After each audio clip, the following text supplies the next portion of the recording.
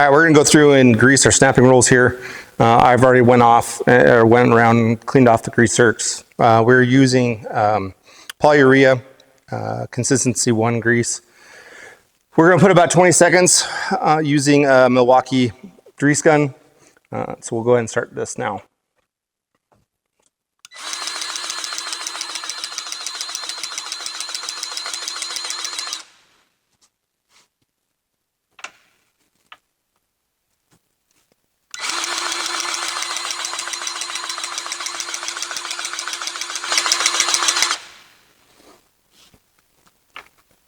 All right, that is how you grease your snapping rolls.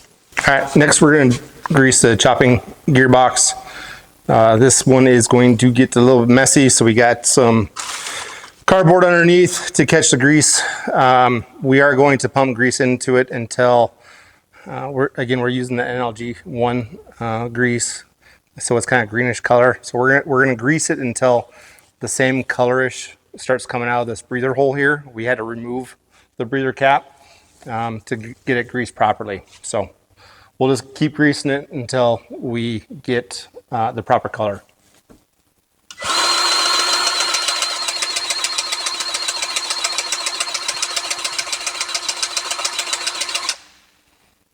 All right, that looks really good to us, so we'll go ahead and get that cleaned up, and we'll go on to the next gearbox. All right, we are going to grease the row unit gearbox. We're going to grease it until grease starts coming out of right up here.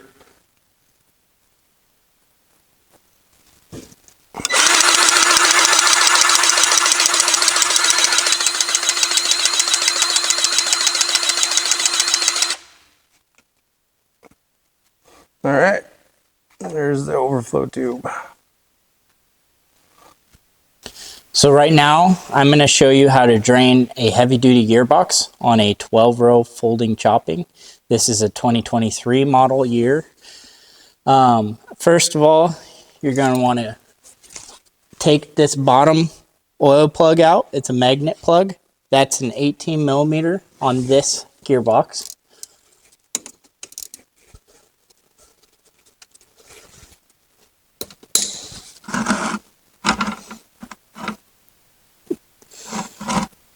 All right, I always take out the top plug as well, which on this model year and this heavy duty gearbox, it is a 22 millimeter, and I just put it a deeper socket just to kind of get around that chain. Sometimes on the right side, you're gonna need a extension on a socket because you'll want to actually get behind this chain with the actual ratchet.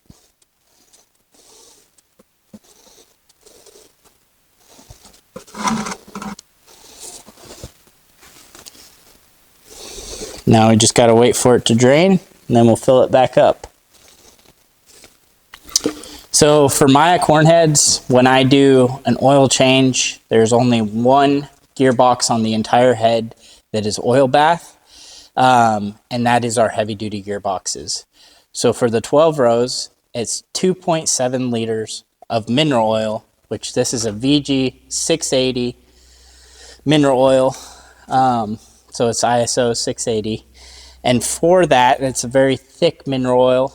I have found that these oil safe hand pumps, I do the 5 liter, just because we're not really putting much more.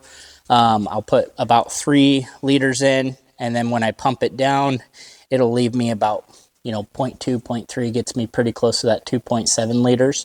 And that's on 12-row heavy-duty gearboxes, 16-row folding heavy-duty gearboxes. On 18-row 20s and 8-row and 8-row 36 Mayas, you're going to have a smaller heavy-duty gearbox that requires less oil to fill it up, and those are 1.9 liters. And so I've found this to be the best way to get up there and fill those gearboxes with oil. It's kind of an awkward fill port, if you will, and I've found that this, with the 90 on it, works really good. You can buy them on oilsafe.com or Amazon is where I get them. So now I'm gonna put the plug back in. As you can see, I cleaned it off. There was some small metal shavings on that and whatnot, and I just clean them off with a shop rag. Then I put it back in.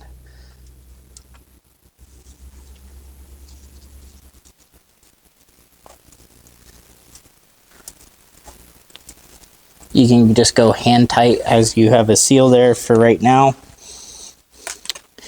And then I will take my pump, put it back into the top hole here. And pump it in, pump it full. 2.7 liters on a 12 row and 1.9 liters on an 8 row heavy duty gearbox.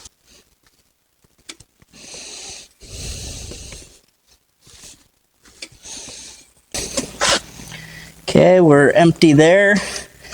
And then we're gonna put that top plug back in.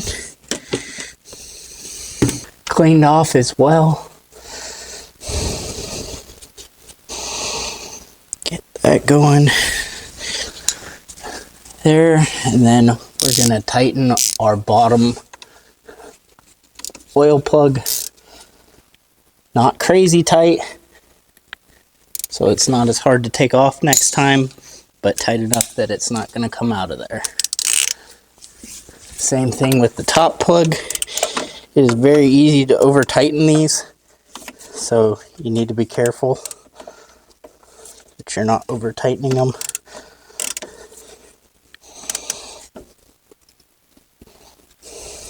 Just tight enough. And that's how you change the oil on a heavy duty gearbox on a Maya Cornhead. All right, currently we're working on a 12 row 30 folding. We're gonna go through the grease aspects of this folding unit. It's gonna be the same thing on a 16 row as well. There's 4 areas that we're focusing on right now. 2 on the heavy duty pivot points, right here and right here. 1 on the worm gear, and we're also gonna be greasing the inside of the spline coupling. So for the pivot points, we're putting about 5 seconds of grease in.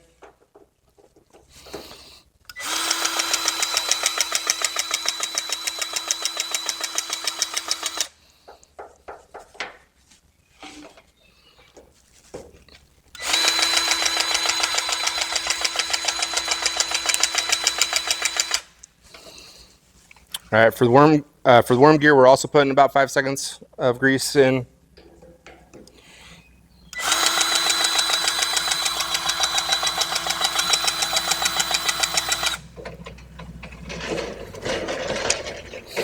And lastly, for the spline coupling, we're just going to squirt some grease in and kind of work it around into the grooves.